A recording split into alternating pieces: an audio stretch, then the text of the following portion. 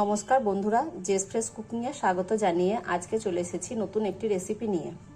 রেসিপিটি বানানোর জন্য এই উপকরণগুলো নিয়ে নিয়েছি: সর্ষের তেল, লবণ, লঙ্কা বাটা, আদা রসুন বাটা, পেঁয়াজ, একটা পেঁয়াজকে 4 পিস করে নিয়েছি, সিদ্ধ ডিম 4টে, রুই মাছ নিয়েছি আর টমেটো নিয়েছি, হলুদ গুঁড়ো, লঙ্কা গুঁড়ো, জিরে ধনে গুঁড়ো, কালো জিরে, কাশ্মীরি লঙ্কার গুঁড়ো, শাহি মশলা। আমি যে বাড়িতে শাহি মশলাটা বানাই ভিডিও লিঙ্কে দিয়ে দেবো, দেখে নেবেন।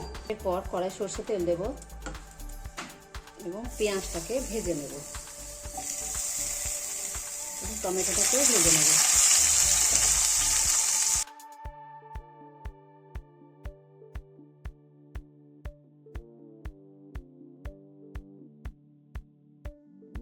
ভাজা হয়ে গেছে, এবার তুলে নেব, দিয়ে মিক্সিতে বেটে নেব পেঁয়াজ। এরপর কড়াই সর্ষে তেল দেব, লবণ এবং হলুদ দিয়ে মাছটাকে ভেজে নেব এবং ডিমটাকেও ভেজে নেব।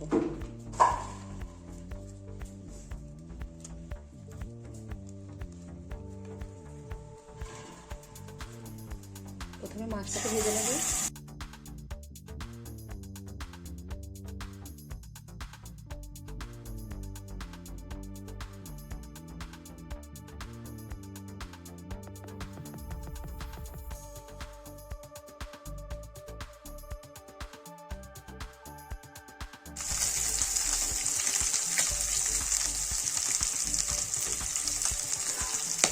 ভাজা হয়ে গেছে, এবার তুলে নেব।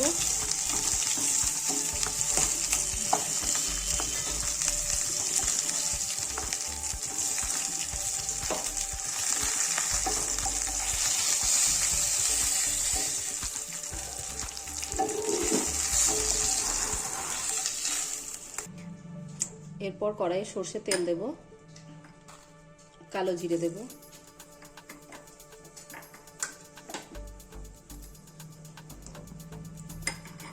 আর পেঁয়াজ এবং টমেটো যেটা বেটে নিয়েছিলাম মিক্সিতে সেটা দিয়ে দেব।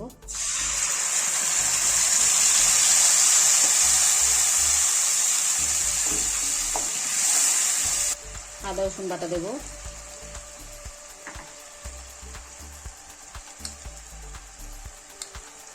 লঙ্কা বাটা দেব, যে মশলাগুলো নিয়েছিলাম সেগুলো সব একসঙ্গে দিয়ে দেব।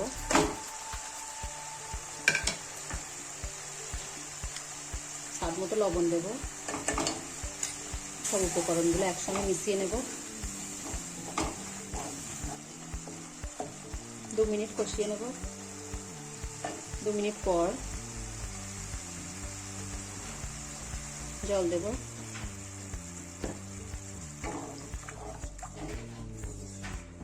জল দিয়ে নাড়াচাড়া করে নেব।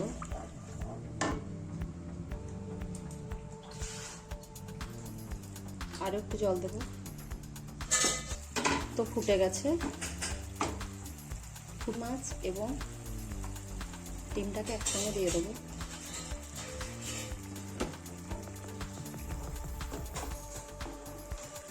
5 মিনিট রান্না করে নেব, মাঝে মধ্যে নাড়তে থাকবো।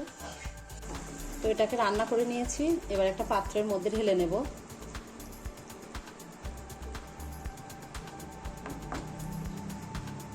রেসিপিটাকে একটা প্লেটের মধ্যে ঢেলে নিয়েছি। রেসিপিটি যদি আপনাদের ভালো লাগে লাইক, কমেন্ট, শেয়ার করবেন আর চ্যানেলকে সাবস্ক্রাইব করবেন। পাশে থাকা বেল আইকনে ক্লিক করবেন। ধন্যবাদ।